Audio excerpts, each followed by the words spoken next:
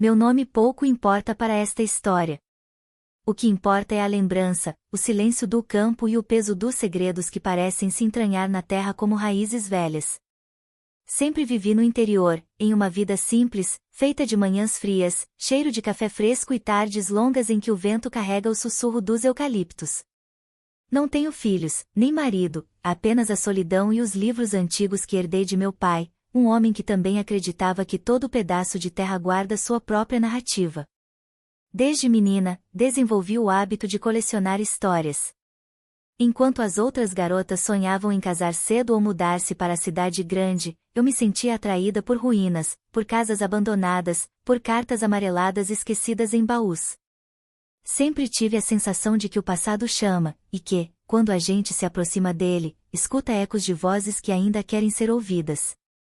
Foi por isso que, numa manhã de domingo, ouvi com atenção a conversa de dois homens na venda da vila.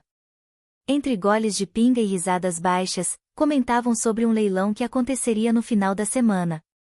Falavam de cavalos, de ferramentas enferrujadas e, por fim, de um celeiro velho que estava sendo oferecido quase de graça. Um deles riu, dizendo que ninguém em sã consciência se interessaria por aquilo. O outro apenas fez o sinal da cruz e murmurou algo que não conseguia ouvir direito. Fiquei intrigada. Perguntei ao dono da venda, um senhor já de idade, o que havia de tão curioso nesse celeiro. Ele me olhou de cima a baixo, demorando a responder, como se pesasse se valia a pena me contar ou não. Por fim, disse apenas: "É coisa antiga, minha filha. Esse celeiro já devia ter caído, mas resiste. Melhor não se meter." Mas era tarde. Minhas veias já estavam pulsando de curiosidade. Naquele mesmo instante, decidi que iria ao leilão. Quando o dia chegou, o sol mal tinha rompido a névoa e já havia uma pequena aglomeração no terreiro da fazenda. Gente simples, com chapéus gastos, botas cheias de poeira e olhos semicerrados. Os objetos iam sendo vendidos rapidamente, um arado, uma carroça quebrada, móveis carunchados. Até que anunciaram o celeiro. O leiloeiro quase se desculpava por incluí-lo entre os lotes. Falava da madeira podre, do telhado torto, do risco de desabar. Mas seu tom mudou quando percebeu que ninguém levantava a mão. O silêncio foi desconfortável. Até que, sem pensar muito, ergui a minha. 50 centavos. Anunciei, quase num sussurro. Todos se viraram para mim. Alguns riram, outros balançaram a cabeça. O martelo desceu rápido, como se o próprio leiloeiro tivesse pressa em se livrar daquela responsabilidade. Estava feito, eu era a nova dona de um celeiro que ninguém queria. Naquela tarde, fui até lá para conhecê-lo de perto. O caminho era cercado por pasto alto, e cada passo parecia me levar mais fundo em uma espécie de silêncio pesado. Quando finalmente vi a estrutura, senti um arrepio percorrer minha espinha. Era um prédio de madeira escura, com tábuas tortas e cheias de fendas. O telhado, parcialmente desabado, deixava a luz entrar em feixes que mais lembravam olhos vigilantes. O cheiro era uma mistura de ferrugem, terra úmida e algo que não consegui identificar de imediato, algo doce, mas rançoso, que me embrulhou o estômago. Empurrei a porta com dificuldade. O render foi tão alto que ecoou pelo campo vazio.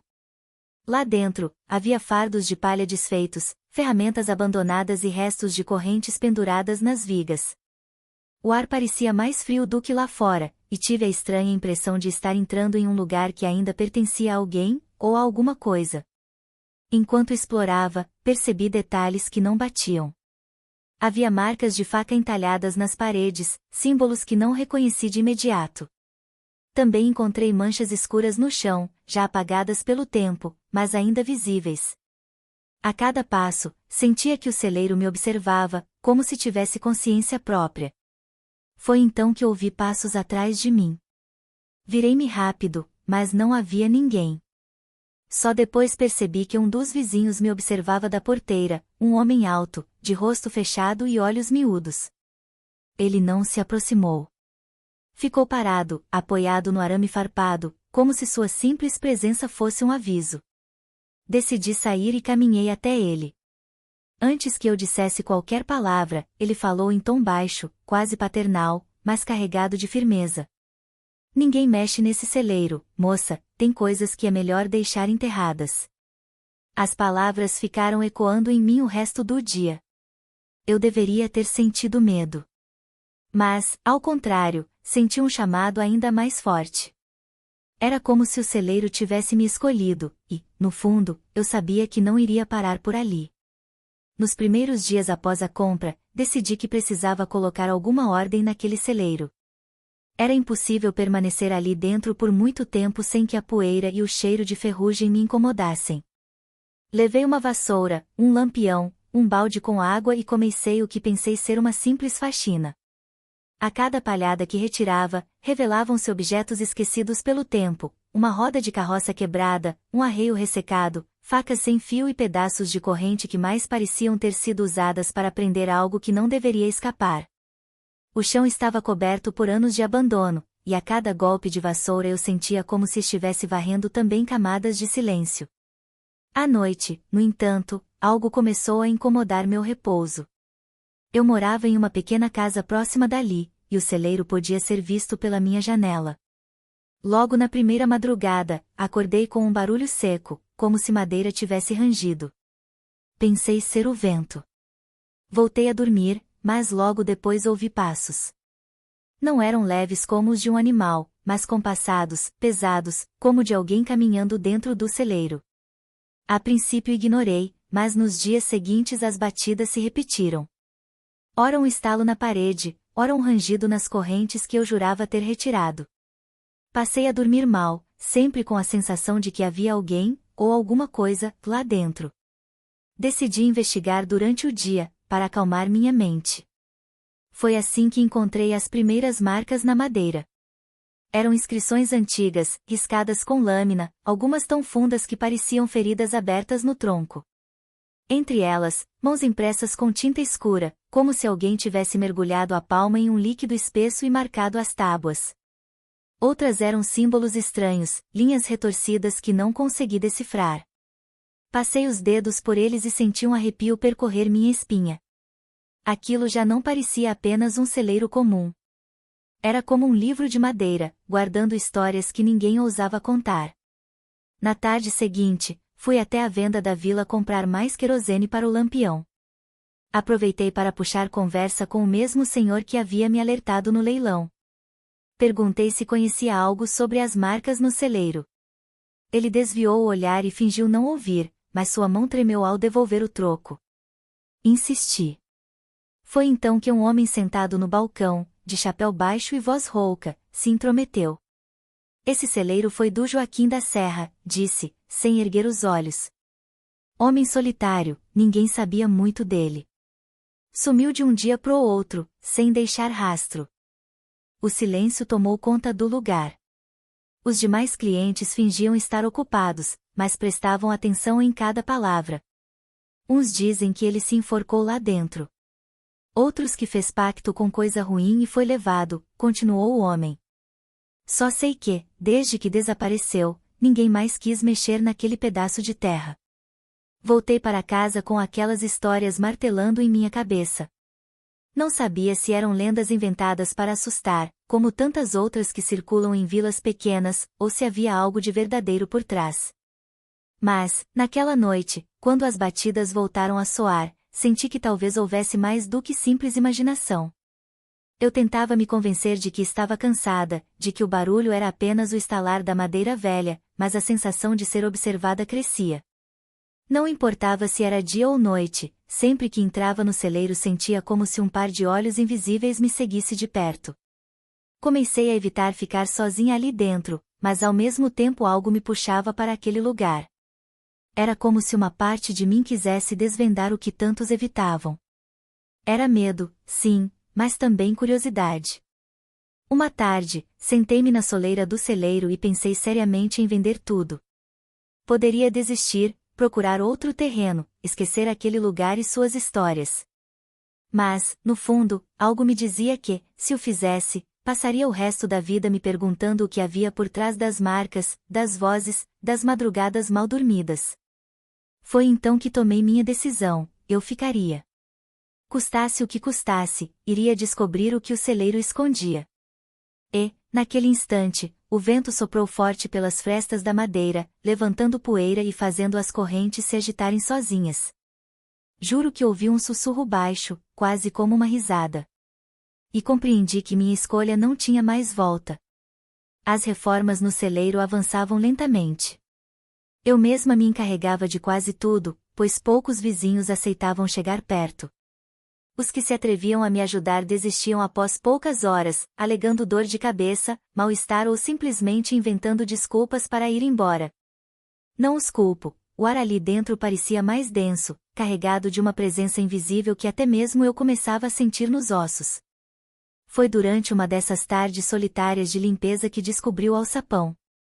Estava escondido sob tábuas apodrecidas no canto mais escuro do celeiro. Eu havia arrastado alguns caixotes velhos quando percebi uma irregularidade no chão, uma pequena fenda no meio da madeira. Ajoelhei-me e toquei. Ao bater levemente com a ponta do martelo, ouvi um som oco. O coração acelerou. Passei quase uma hora retirando pregos enferrujados e levantando tábuas que pareciam não querer se soltar, como se estivessem grudadas por décadas de silêncio. Finalmente, o alçapão se revelou, uma tampa quadrada, com dobradiças gastas e uma argola de ferro no centro. Respirei fundo antes de puxá-la. O rangido que ecoou soou como um lamento. Abaixo, uma escada estreita de pedra levava a um compartimento subterrâneo. A escuridão era tão densa que meu lampião parecia pequeno demais para vencê-la. Ainda assim, desci. O cheiro ali era diferente, quase insuportável. Misturava mofo, terra úmida e algo metálico, como sangue antigo. As paredes eram de pedra bruta, e no centro havia um cofre enorme, de ferro, coberto por camadas de ferrugem. Suas trancas pareciam inquebráveis, mas o que mais me perturbou não foi o cofre em si. Ao redor dele, espalhados pelo chão de terra batida, estavam ossos. Pequenos, frágeis. No primeiro instante, tentei me convencer de que pertenciam a animais, galinhas, talvez, ou coelhos. Mas havia algo na forma daqueles crânios que não me permitia certeza. Meu estômago revirou. Voltei apressada para a superfície, tentando recuperar o fôlego. Passei o resto da tarde sentada na soleira do celeiro, olhando para o horizonte, tentando convencer a mim mesma de que tudo não passava de imaginação. Mas, no fundo, sabia que havia tropeçado em algo que não deveria ser descoberto. Não consegui guardar segredo por muito tempo. No dia seguinte, deixei escapar a um vizinho que havia encontrado algo estranho. A notícia correu mais rápido do que pensei. Logo, 3 homens vieram me procurar. Eram rostos conhecidos, mas carregavam uma expressão de medo mal disfarçado. Você precisa fechar esse alçapão, disse um deles, com a voz grave. Não deve mexer no que está lá embaixo. O que vocês sabem? Perguntei, tentando esconder minha ansiedade. Só sabemos que esse cofre não deve ser aberto, respondeu outro. Quem tentou, nunca teve paz. As palavras caíram sobre mim como pedras. Eles não estavam apenas com medo, estavam apavorados. Vi nos olhos deles a mesma decisão que muitos tomaram antes, ignorar o celeiro, deixar que o tempo cuidasse do mistério. Mas como eu poderia? A simples visão daquele cofre já havia se entranhado em minha mente. Era como uma ferida aberta que eu não conseguia deixar cicatrizar. Passei noites sem dormir, deitada na cama, com o olhar fixo no teto. De um lado, o medo me corroía, e se os ossos fossem humanos? E se o cofre guardasse algo que nunca deveria ser visto? Talvez os vizinhos tivessem razão. Talvez abrir aquele cofre fosse uma condenação. Mas, de outro lado, havia a curiosidade, insuportável, ardendo em mim como febre. Eu precisava saber. Não importava o que encontrasse lá dentro, a verdade já fazia parte de mim. Caminhava em círculos dentro de casa, discutindo comigo mesma em voz baixa.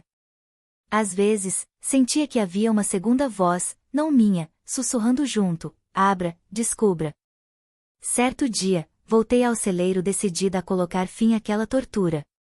Desci novamente ao subterrâneo, encarei o cofre com as mãos trêmulas e encostei a palma na sua superfície fria. Foi como tocar gelo em pleno verão. Naquele instante, soube que não havia retorno.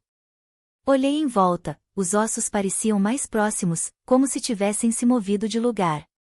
A chama do lampião vacilou. E uma certeza firme nasceu dentro de mim, tão clara quanto o som do meu coração batendo. Eu iria abrir o cofre. Custasse o que custasse. Passei dias tentando abrir o cofre. Não era uma tarefa simples, suas trancas estavam cobertas por ferrugem, e cada tentativa parecia em vão. Usei martelos, pés de cabra, até óleo fervido para soltar as dobradiças. O ferro rangia como se resistisse de propósito, como se tivesse consciência do que guardava. No início, trabalhei apenas durante o dia. Mas à medida que a obsessão crescia, comecei a descer ao porão também à noite, iluminando o espaço apenas com o lampião. O silêncio ali embaixo era opressor. O som do metal contra metal ecoava como trovão nas paredes de pedra.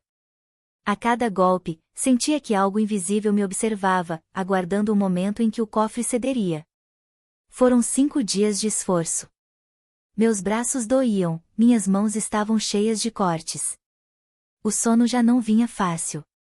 Até que, numa tarde em que a chuva caía pesada sobre o telhado do celeiro, ouvi finalmente o estalo decisivo.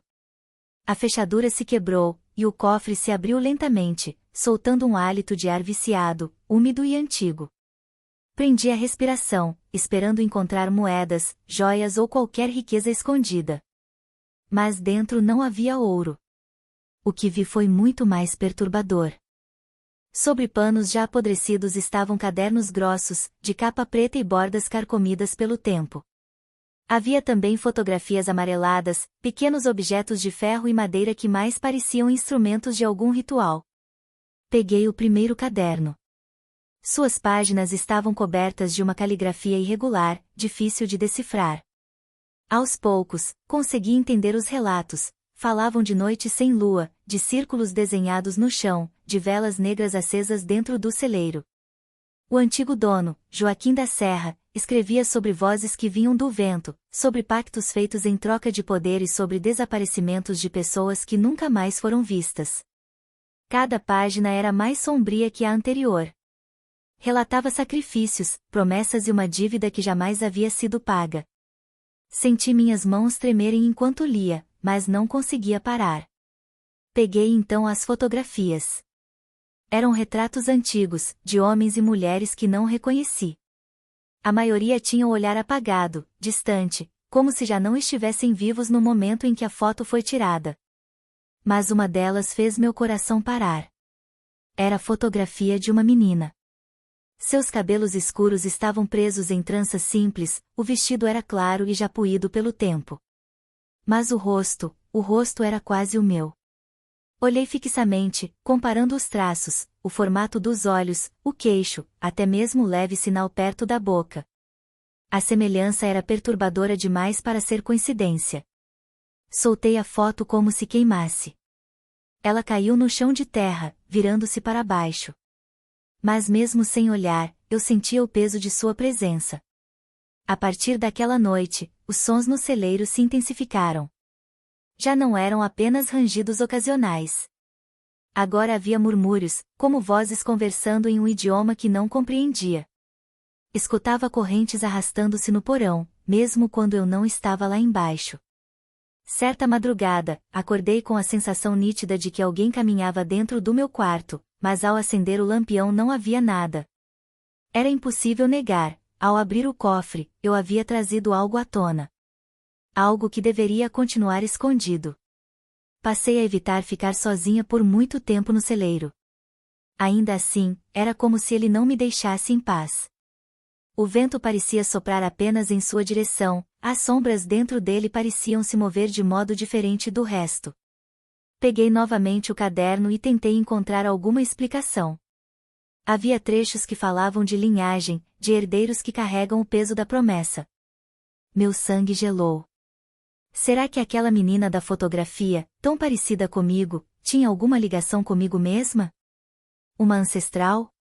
Ou seria apenas ilusão, Um truque da minha mente cansada? Mas quanto mais tentava me afastar, mais o celeiro me chamava. Era como se cada batida, cada murmúrio fosse um convite. Ou uma ordem.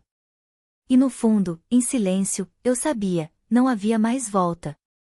Eu havia mexido em algo que não compreendia, e agora o celeiro me queria por completo. Foram noites sem dormir. Eu já não distinguia sonho de realidade. As vozes me chamavam pelo nome, correntes arrastavam-se sozinhas, e sombras que não eram minhas cruzavam as paredes do celeiro. Eu sabia que havia ido longe demais, mas já não tinha escolha, precisava juntar todas as peças para entender o que me prendia ali. Os cadernos não deixavam dúvidas. O celeiro fora usado para rituais proibidos, invocações feitas na calada da noite. Joaquim da Serra acreditava que podia barganhar com forças que nenhum homem deveria enfrentar.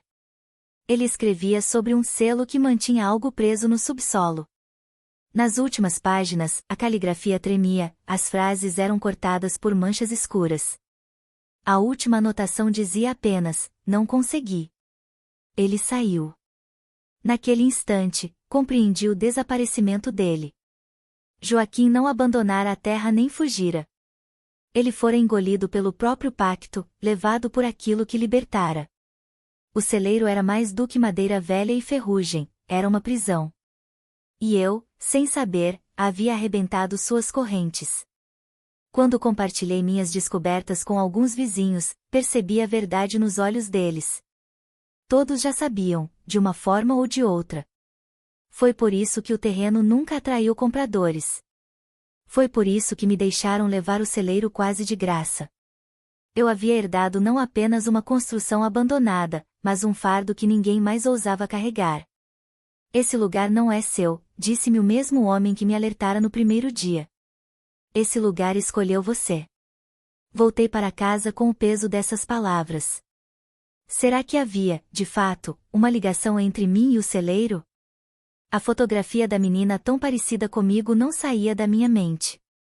Era como olhar para o reflexo de um passado distante, um aviso de que a história se repetia. No dia seguinte, ao entrar no celeiro, senti algo diferente. O ar estava mais pesado, quase sólido. As paredes rangeram como se respirassem. A madeira parecia viva, pulsando sob meus dedos. Eu não tinha dúvidas, o celeiro reagia à minha presença. Quanto mais tempo eu passava ali dentro, mais ele se tornava parte de mim. Ou eu dele. Decidi enfrentá-lo. Levei uma lamparina e permaneci sozinha no escuro, sentada no centro do chão. As vozes se intensificaram, os murmúrios se transformaram em palavras quase compreensíveis. Escutei meu nome sendo chamado repetidas vezes, por vozes femininas, masculinas, algumas chorosas, outras rudes. Senti correntes esbarrando em minhas pernas, embora nada visível estivesse ali. Em um momento de coragem, ou loucura, gritei para o vazio. O que vocês querem de mim? O silêncio que se seguiu foi pior do que qualquer resposta. E então compreendi, não era uma questão de o que eles queriam. Era sobre o que o celeiro exigia. Passei os dias seguintes dividida entre 3 decisões. Queimá-lo, destruindo de uma vez por todas sua estrutura e talvez libertando o que ainda estivesse preso. Vender o terreno, passando adiante um fardo que, no fundo, eu sabia que ninguém aceitaria. Ou permanecer, aceitar o chamado, tornar-me guardiã daquele segredo que vinha atravessando gerações. Caminhei com fósforos no bolso, cheguei a jogar querosene nas paredes, mas minhas mãos tremeram. O fogo poderia não destruir o mal, apenas soltá-lo pelo campo, livre para se espalhar. Vender também era impossível, quem compraria um terreno onde até as galinhas se recusavam a ciscar? Restava a terceira escolha, a mais terrível, ficar. Hoje escrevo estas linhas na mesa da minha casa, enquanto o vento sopra do celeiro até minha janela, trazendo consigo o som de correntes e lamentos. Não sei se o que escuto é real ou apenas fruto da minha mente já cansada. Mas sinto que minha vida está entrelaçada ao destino daquela construção. Talvez eu tenha sido atraída por ele desde o início. Talvez a menina da fotografia seja um eco de mim mesma, um aviso de que nada é coincidência. Talvez eu esteja destinada a ser a nova guardiã do que ali permanece. Sei apenas que o celeiro não é apenas madeira apodrecida. Ele é memória, prisão e voz. E agora também é parte do meu sangue. A chama da lamparina ao meu lado vacila. Sinto o celeiro me chamar outra vez. E, no fundo, compreendo o que os vizinhos sempre souberam: certos segredos nunca podem ser enterrados.